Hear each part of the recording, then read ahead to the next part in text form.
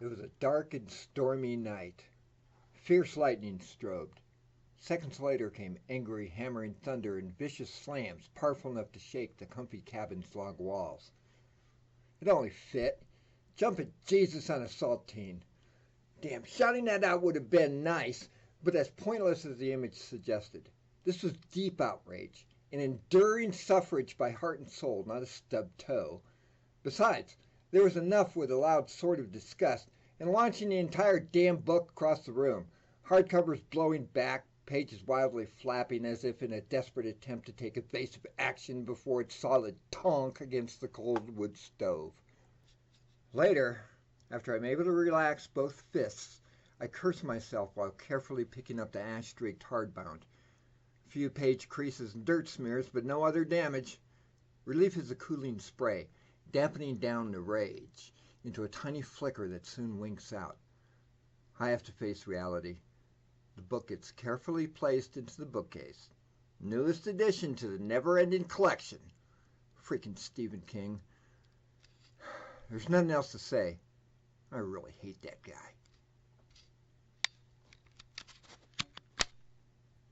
I hate his style, ideas, movies, everything in all its forms.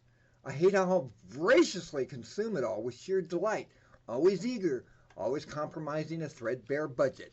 Oh, no waiting around for paper books or next year's streaming releases for me. The exasperated screeching of fiscal wisdom in my head is always ignored.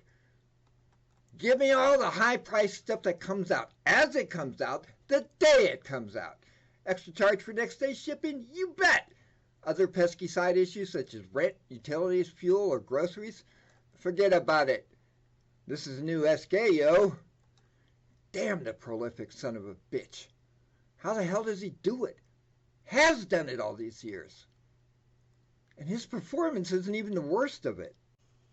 Becoming, for me, the most consistently entertaining, kick-ass writer of current existence, never disappointing in serving up exactly what my fevered imagination enjoys is bad enough. Because, also for me, his very existence has become as much a supreme pleasure as a lifelong personal curse. Because as S.K. rose, I began my first stumbles into becoming a writer. As natural compulsion as any other writer describes. Muse was the inspiration, not that guy. Yet S.K. became the ultimate meter. Even knowing that any comparison of our careers could only be illustrated as the difference between a church picnic and a Normandy invasion. The problem arises from S.K. producing exactly the kind of stories for which I hungered and was attempting to write. All laughable wannabes when stacked up to passing comets, triggering machines in a hostile life, global destruction of various flavors, werewolf pastors, or alternate universe gunslingers. It's just a random glimpse, without highlighting certain snowbound haunted lodges. But still, I came up with some creeps of my own. At any rate, the career gap would always be spectacular. No need bothering with any fantasies of competition. Soapbox Derby versus NASA. 8mm hobbyist versus Cecil B. DeMille. No matter what spewed from my keyboard, that was the truth. I knew it. Not even complete idiots expect gravity to comply to expectations of flight, no matter how much they may think it's deserved. Give me a publishing contract, and yeah, I believe I could do the basic job, but it won't ever have SK's nuance, the intensely complex interpersonal scenarios, nor a hint at the romantic style that brought tears to my eyes during the gunslinger narrative. But hey, I came up with plenty enough evil monsters and human triumph to play the game, too. Look, I don't expect to compete. I just expect to participate. My submissions aren't rejected. They're not accepted either. So far, just ignored. Revealing my genius should have created instant shock across the publishing world. Instead, silence. I'm starting to suspect a conspiracy. Right on schedule. Proximity storms were as specific as GPS. The first raindrops hit windshield. Glimmers in high beams cutting through black night, soon becoming a constant shower. Gusts arrived, buffeting the Escalade as it climbed up the twisting mountain road. Stuttering flashes of lightning revealed wind-lashed pines crowding steep slopes to right, without touching the black pit past the guardrails on the other side. When the thunder caught up, it was sheer brutal force resonating down Silver Creek Canyon. Stanley Coetzee handled driving duty. The Cadillac SUV was his kind of tool. Too bad it was simply part of this job. Escalades were not the typical form of company transportation. Much nicer compared to C-130s, Blackhawks, or armored Humvees. This mission only required finesse and discretion, like not glancing automatically into the rear seat in their silent, foreboding client. Stan was sure the latter impression was from, nevertheless knowing full well who the guy was. Names were never expressed except in the short mission brief, if critical to highlight priorities and risk-threat assessments. And once they got on the road, it was a little difficult, so no real attempt was made to conceal identities behind sunglasses, baseball hat, and high collars that were probably standard for grocery runs back home. The road straightened, then another strobe of lightning. Stan glanced to his right with the opportunity, buoyed from Sophia Franz's rock-steady return look. This was their 8th gig of this type. Could say they were writing the book. Startling resemblance to Charlize Theron notwithstanding, Stan felt only the chill of what that lilting smile really meant. That of any creatures roaming these high, storm-swept Montana mountains, the most deadly had only now arrived. Stan turned forward, all game-face now, settling into active mission mode. Key to this one was focusing on Sophia's cheerful jab on boarding the jet.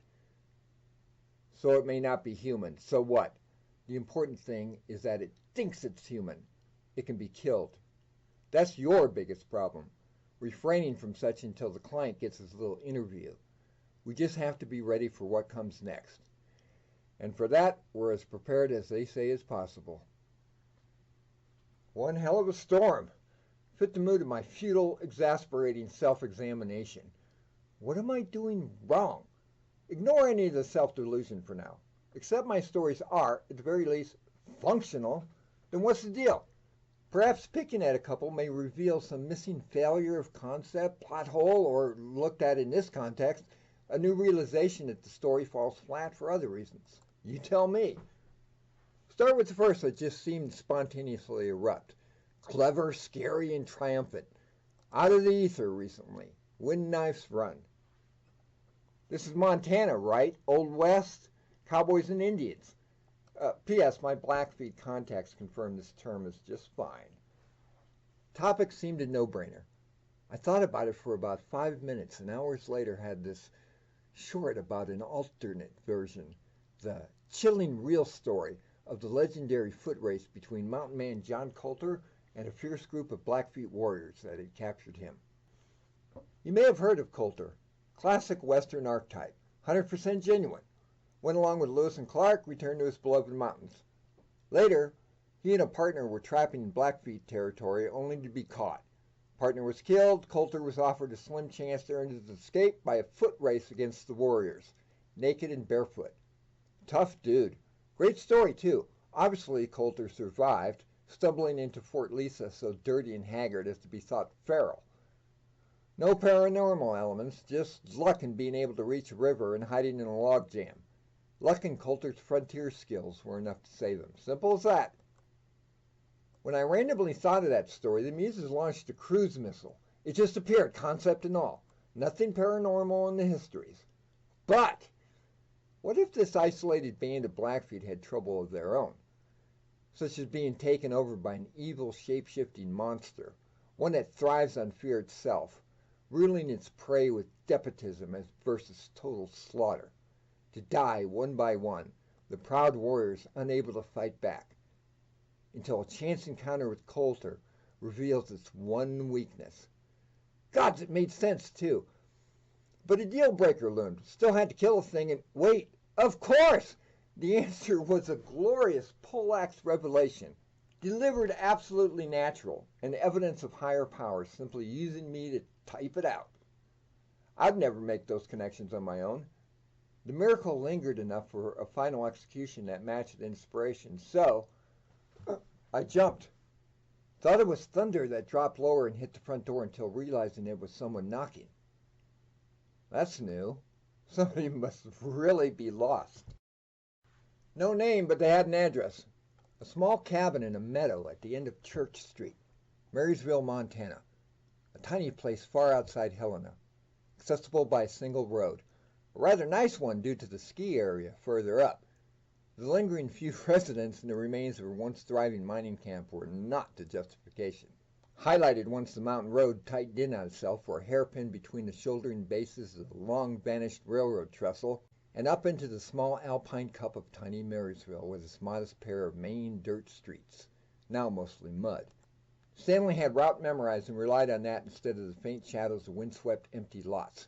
A couple pioneer churches, collapsed cabins, and a contrasting scatter of modern homes glowing with life mixed throughout. The fierce storm was a great advantage.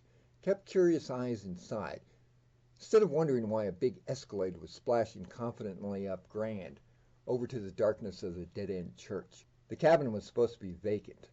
By all surveillance accounts it was, owned by a Helena family. Utility records from the last 5 years showed only a maintenance draw except for specific periods and summers. A vacation place, no rentals. Their buddy and themselves got lucky this time. For the target, a nice little existence, all quiet, surrounded by woods and naturally ignored by neighbors. For them, no infrastructure reversion danger. They learned about terminal IR the hard way. You do not want to be on the 5th floor of an abandoned hospital when the whole focus site begins to revert to its previous dilapidation of smashed doors and collapsed stairwells. This house should remain intact. Such was his hope as headlight beams broke through their overgrown, sodden track to a small A-frame jammed at the end of a brush-choked clearing. He stopped well out from a tin-roof porch cascading rain and killed the lights. Lightning held its strobes long enough for eyes to adjust and note the dark cabin was not as dark as it should be. A faint, grainy glow shone out of a side window. Stan paused. Standard operational courtesy. A chance for the client to express any last-minute doubts or call it total abort. Just the click of seatbelt unlatching. Stan nodded at a smiling Sophia. Excuse the gender assumptions, darling, but you're up. Sophia gave a demure smile and exaggerated wink before her face vanished within deep hoodie. She pushed out into the storm. I had a porch light. Go figure. Threw some weak light on the soaked front porch, wind blowing rain sideways, to see whatever lost traveler was. The hooded figure who knocked stepped back from the door as it opened. Began to pull back the hood, but my attention went to the others trotting in against the rain. Bit concerning until this last pair, 2 men bundled up against the rain, hats down, gained the steps and politely stood with the first, who by then had thrown back her hood, smiled and transfixed me like a pinned butterfly. Hi, Mr. Smith? Yeah? She reminded me so much of this actress I can't remember the name of that I forgot everything else. Then her words buzzed out, raging storm fading to white noise, because the tall guy took off his hat, and I saw. Remarkable. Considering how weird some aspects of these assignments were, Stanley was still amazed at the quality of this one. If that was even the right word. Try a higher level reel. Don't look close and one might believe it was all legit. Mr. Smith, good one, Sophie, was indistinguishable from what it purported to be. 50s or so Caucasian male. Thin, no physical threat in Stan's assessment. Maybe an inch shorter than the client. Unkempt hair, wire-rimmed glasses, even a visible need for a shave. As normal an appearance as can be defined. Wouldn't raise an eyebrow on a crowded sidewalk. But that was here, at the epicenter of the focus effect. At night, while a raging atmospheric storm either fueled or fed off the phenomena. Maybe both. Point was that it might be a different story if encountering Mr. Smith in a brightly lit grocery. Then one might see faded, translucent patches, wispy spark sprays on the movement as the unreality boundaries clashed with the normal world. The manifestation they tracked down to that wrecked hospital lacked a visible lower body, to say nothing of disconcerting vanishing acts as if observed in the wrong directional plane. Smith's was definitely a higher quality. Some early ones were horrific in their simplicity. Hollow dots for eyes, or worse, that disturbing flat freak they dubbed Happy Face. Smith had realistic features. Not especially handsome or ugly. Standard, unfamiliar. If there was any recognition of actual people on the client's part, it wasn't expressed. Cabin furniture and all else seemed normal. Likely most of it was. Innocent property that was there before Smith. This didn't include, of course, an irregular desk and corner overflowing with a tower computer and monitor, loose papers and books. There, everything seemed to glow with an internal shimmer, as if 2D props dropped in the background. Also, which could make one think that in some capacity this was indeed a real feeling and thinking person, was Smith's basic reactions and overall behavior. Academy Award for realistic shock, nervous stammering, and a lot of double takes, trailing off half questions and frantic activity to make the guests welcome. No request for selfies, thank God.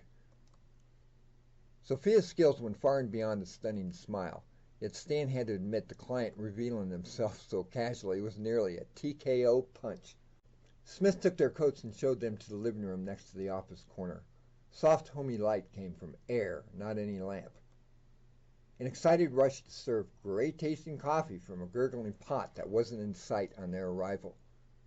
The client sat in the middle of a large sofa. Smith perched at the end of an easy chair directly across a low coffee table.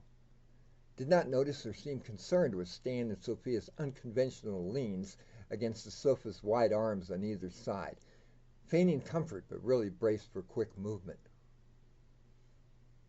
5 minutes ago, Smith looked ready to cut fingers off for another smile from Sophia. Then once handing over their coffee mugs, he seemed to forget she even existed. Smith gawped at the client, clearly awed and expectant of great things. Smith sat in eager wonder.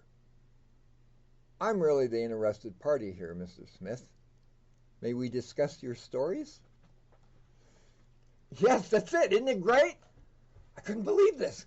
Sitting here with SK in my old living room, discussing my work and ideas. I was having trouble disengaging mouth with all that positive nodding. Is protagonist Danny Villard crazy? Yep. In fact, is he really the protagonist? The madness is half the fun. But just the thought that earwigs could..." Something was wrong. Still nodding, still smiling. Midpoint of delivering the killer twist of bugaboo when I see something familiar. A glaze in eye, faltering smile, letting host drone on, and as my brain settled down a little, the question of what could possibly draw this superstar to me began to sour.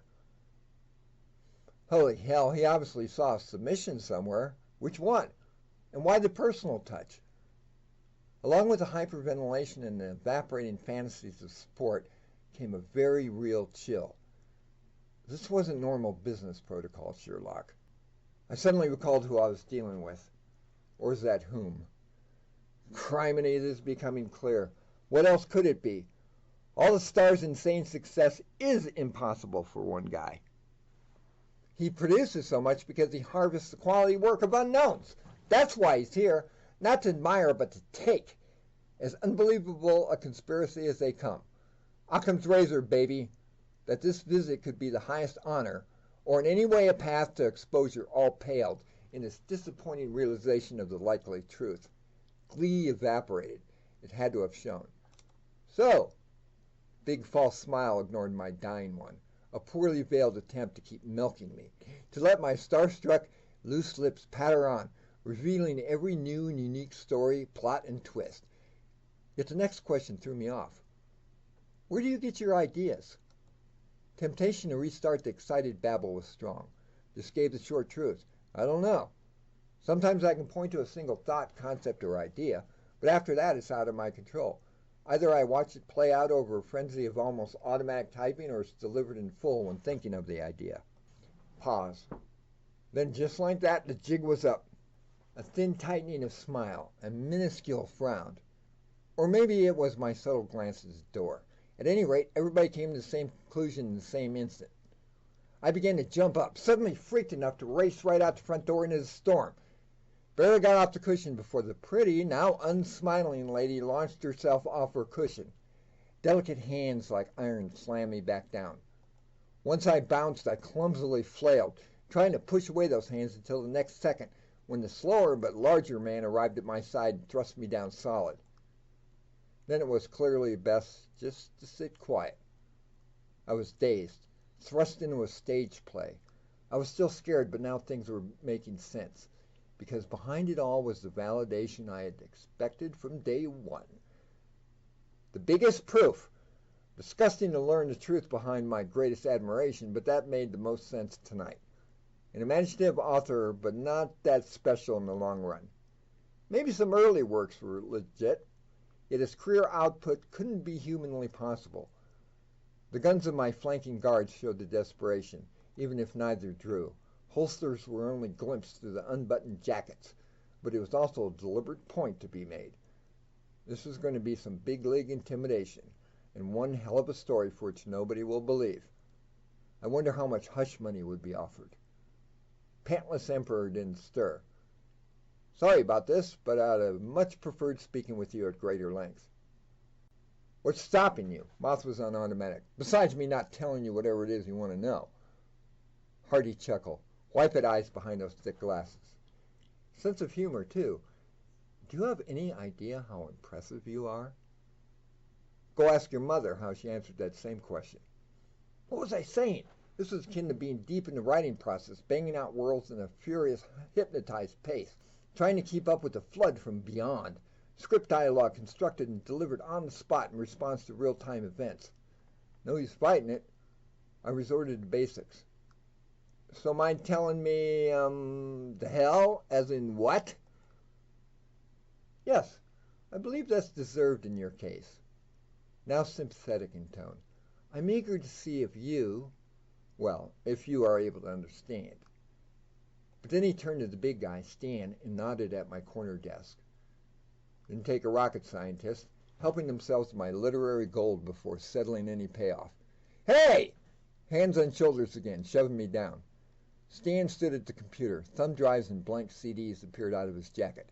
A slim external hard drive, too. The ruthless speed and general tech overkill was beyond my guess. My entire body of work could fit on a single thumb drive. A lot of gold, but few overall bytes. I felt a small but hot satisfaction that, genius I may be, they were only going to get 4 or 5 shorts, 2 novellas, and the rambling glut of a 300,000-word novel of sheer brilliance before it spun out of control. Treasure for sure, but not the hoard they may have expected. So why the multiple medias? And a visible urgency that didn't make sense, as if expecting the computer and the glory it held to vanish into thin air. Crazy as boss man, who, at least, looked like he believed his next words. I'm sorry about this, too, even though it is not the crime it appears. I'm only taking back what's mine in the first place. And you, Mr. Smith, are not living the life you believe. In fact, you're not living at all. I don't expect that's easy to comprehend. This is my first chance to ask. Do you feel you're a complete person? The hell kind of question is that? Long pause, a decision. Okay, I wasn't sure about... He didn't finish his sentence. Fine. I understand, Mr. Smith. I think you can process, so I'll simply level with you. You are not alive, not a person. Frankly, we don't know what you are. The operational term is discrete energy manifestation. In simple terms, you're a fragment of my imagination. A character, if you will. A character that got loose. No smile or hint of jest. You mean ghost? Wait a minute. See that bookshelf? Care to point out my character? I can't do that. You don't show up anywhere. You're a unique amalgam of disparate elements, fictional pieces, and or fragments of real people. Spontaneous, not deliberate design. Although I must say you bear quite the striking resemblance to my UPS man. Prove it to you? Brief chuckled and leaned forward, intent. I believe I can do so without the cliché of a pocket knife. Not that blood wouldn't be out of the question. The value will come with your own convincing. Ready? Hit me with your best shot, player. Start with you. What's your name? What is stupid? The blank wall was big and abrupt. Mr. Smith trailed off.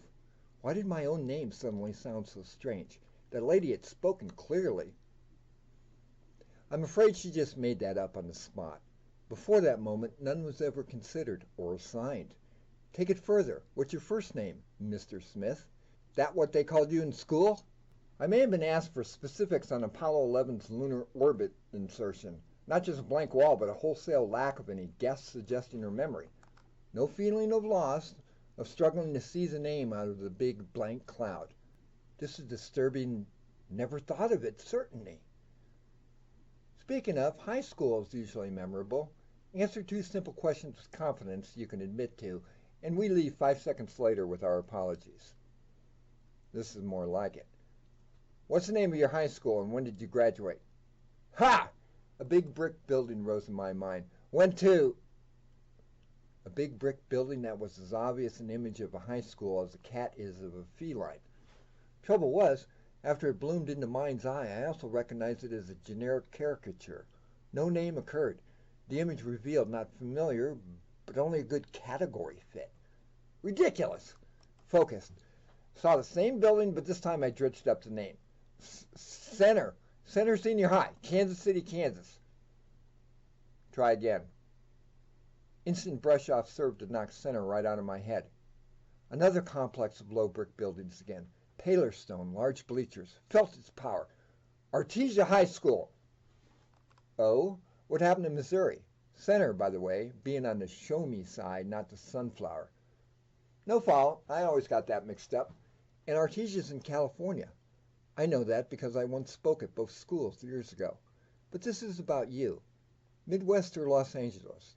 Just random knowledge from my memory, freely available for the picking. It'd be the same with any graduation year. Whatever choice seems best out of the selections on the shelf. On silent clue, the big tech dude came over to silently hand over a single piece of paper. Accepted and held up for my examination. Your own cover page. Date, address, word count. Do you see a name? Placed face up on coffee table. Yeah, I saw the blank where the author name should be. That's because some scatterbrain came with the genius. A glaring discrepancy and superb red flag to identify and find those as yourself. Beyond text pattern algorithms. We found you through your submission to the New American Writer Contest. Not a coincidence it's based in Bangor, Maine, accepts year-round submissions without fee and promoted like crazy. Many of your type display a strong writer element, just like many of my characters. So that's a kind of net. Others are much harder to locate. I won't bore you, but let's just say that developing low-grade migraines that respond as directional trackers isn't pleasant. A drug of some type? Hypnotized by Pretty Lady? I could not answer any question without feeling they were pulled out of some mental file and grabbed for filler. Parents? Brothers? Sisters? One by one, bland, unfamiliar faces riffled by, presenting themselves on cue, all appropriate, all random wannabes showing up at casting calls. Most unsettling, this was far more complex than simple threats or intimidation. A super effective hypnosis that blocked long-term memory. Why not just flash some cash versus attempting to make me believe the utterly ridiculous? Must be effective on more stupid victims. I was more disturbed than at any other time in my life, but I couldn't believe anything that whack, even if I wanted to. I stopped mentally reviewing the conveyor belt of unfamiliar faces. No use trying to fight it. The rapid-fire questions now seemed more intent to keep me off balance. Employment? Pay rent recently? To whom? Got a vehicle? Friends? Recall the last time you bought a hamburger? Hands went up in surrender. Enough! I have no idea why I can't think of those things, but your explanation is even more insane. Whatever the hell you did or are doing, it supports the claim, but isn't the proof any reasonable person would need to believe a fraction of that nonsense. Could be a storyline for a far-out fantasy if you could pull any logic out of. The big tech returned. Stan reported success as if I wasn't present at the theft of my own work. A stable capture, he called it. What? There's such a thing as unstable thumb drives? Nodding, the guest of honor stood from the sofa and beamed down cheerfully. The ultimate proof? A hand reached out an inch from my chin. It's right here. Take my hand, Mr. Smith, and you will know all. Slowly began backing away. Sophia with more alacrity. Primary party didn't get distracted, not even as the client smoothly slipped on his souped-up sunshades. Mr. Smith reached out his own hand for the presumptive handshake. A morbid curiosity almost cost Stan traumatic blindness. The total flash-out of most of the peripheral vision in his right eye was almost worth it for that stunning freeze frame of what they termed the terminal static snap. The first molecular contact of client to Smith caused a violent reaction Stan likened to grounding out a live 220-volt line into wet mud. Violent eruption of white light glaring out Smith as if having a star's core open up inside. Vicious sparks crackling into arcs. Counterfeit existence battling with the stubborn physics of the infected host reality. Final collapse threw out a radiative heat flash, but was mercifully brief. Flow compression, it was called, although the client never specified who did the analysis or picked the terms. Stan called it the final nightmare. Rather pretty on the surface, but a sight, or perhaps its implications, haunting his darker nights when he couldn't prevent thinking about it. Seeing a person, or what appeared as such, abruptly glare out wasn't bad.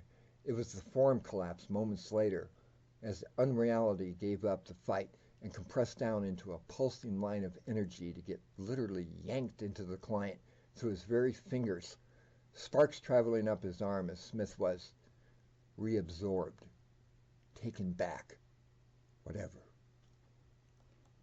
Stan staggered, fighting a daze. There was a definite mental broadcast component to it all, and deciding half the sight in his right eye was better than none.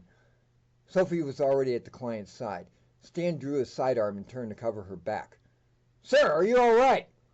The client sprawled in the sofa, arms limp and lifeless until they trembled, and there was a whooping intake of breath.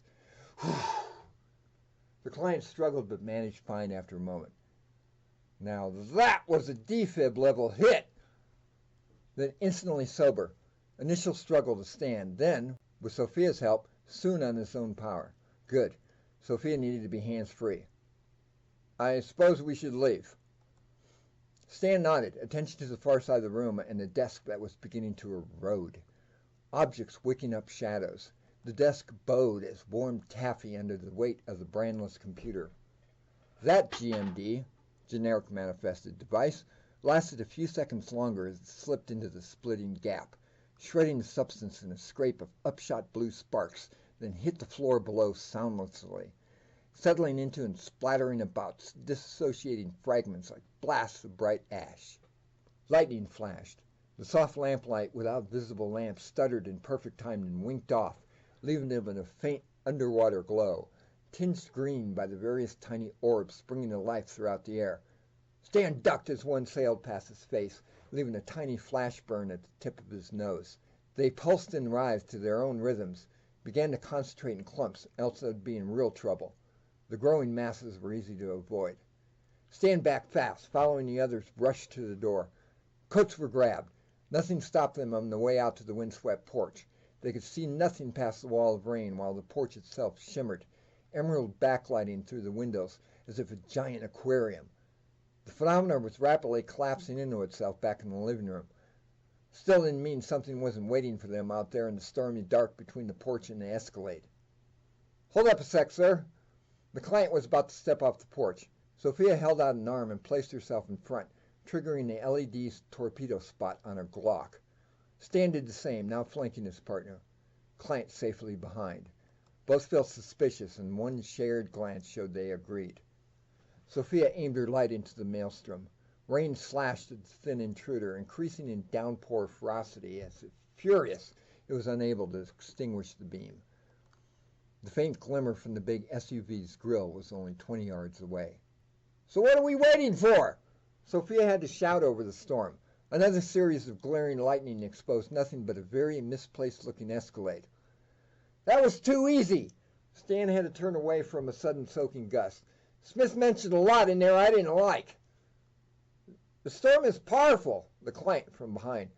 Maybe it's drawing off the sludge manifestations we've seen before. Maybe, Christ, look out! A threat vector would have been nice. Civilians, go figure. They appreciated the shout nonetheless, eyes never leaving their sweeps into the storm ahead, which is why both Stan and Sophia saw it at about the same time. Good thing, too, it was fast. Some wet, glistening, sinuous creature, massive, low to the ground with a flat body as long, huge, wide, and twisting as a prehistoric crocodile. Glimpses of massive twin spears scissoring behind gave the impression of a horned creature racing backwards. Would have been hard to identify if not for Smith. Conditions were tough to recognize an impossibly giant earwig the size of a pony. The killer creature suggested in Bugaboo.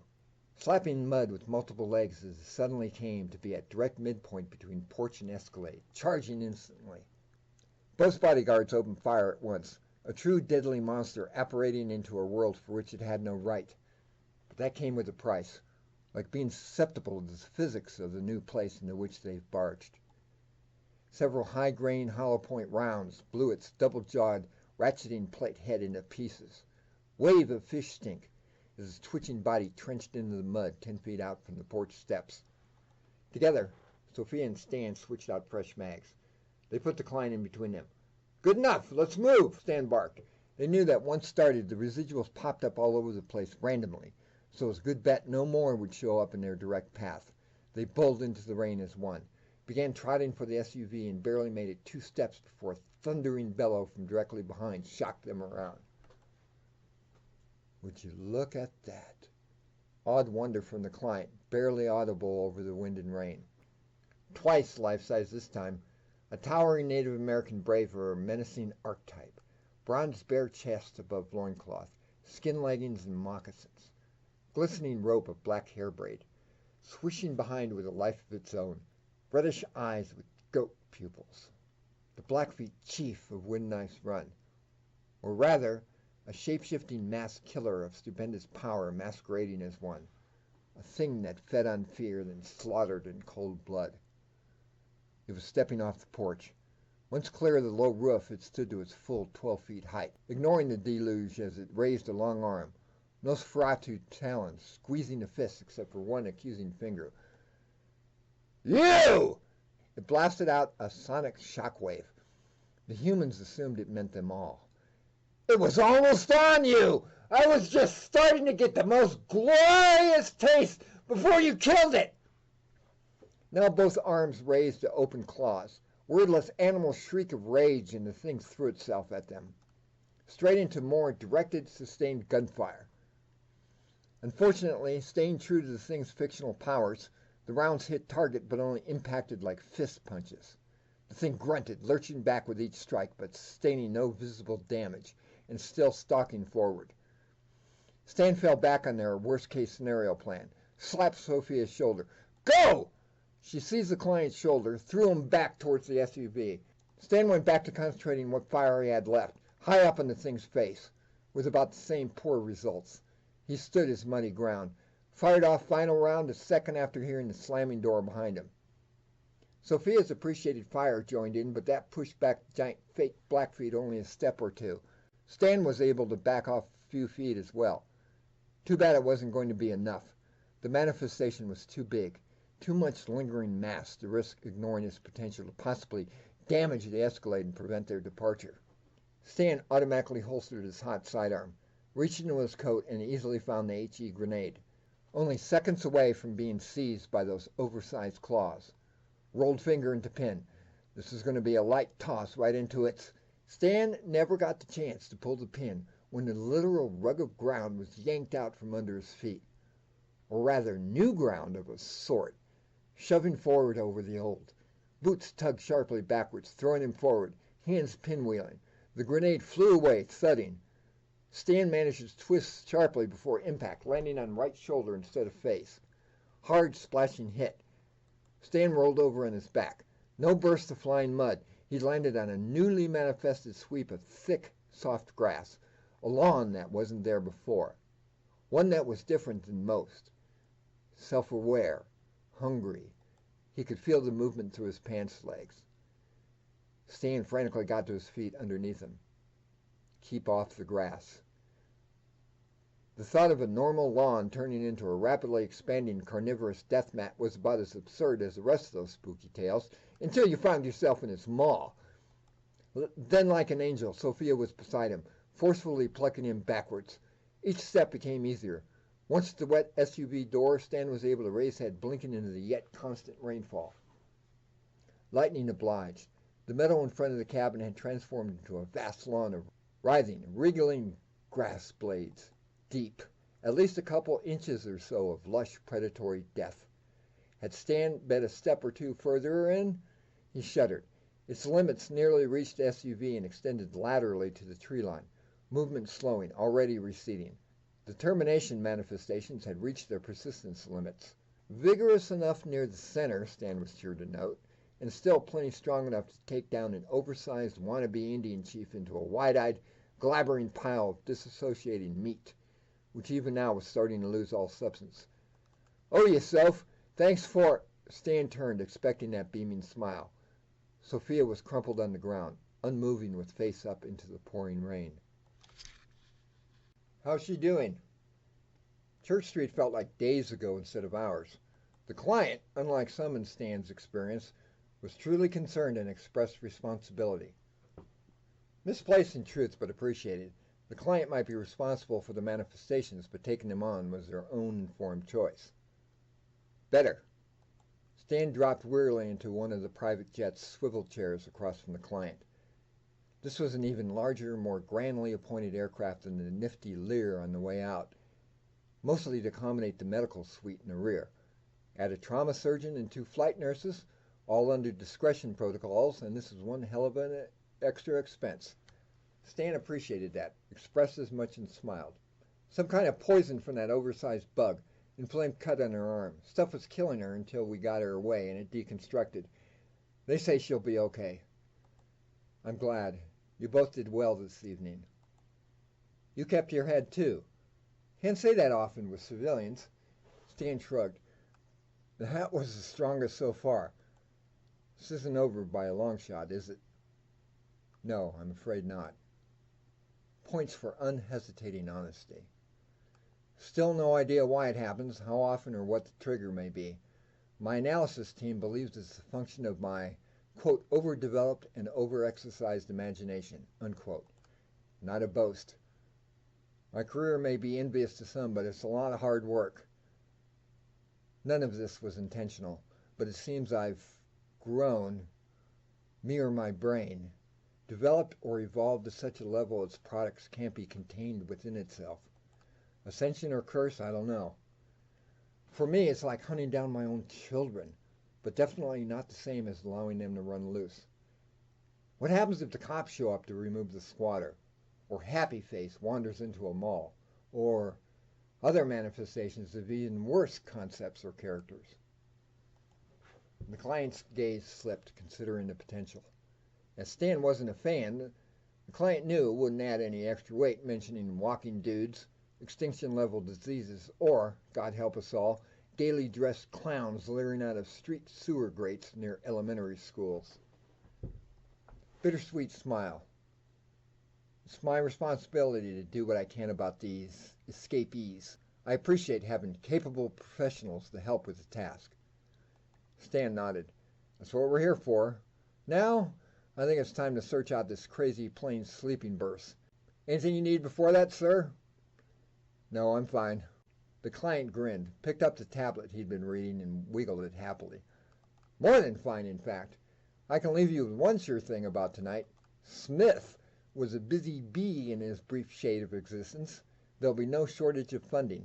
The publishers will swoon at this stuff. It's full of story elements I recognize, thought of or considered at one time, but never ran them out like this. That son of a bitch Smith was good. You mean you're good, right? Yeah, of course. That's what I meant.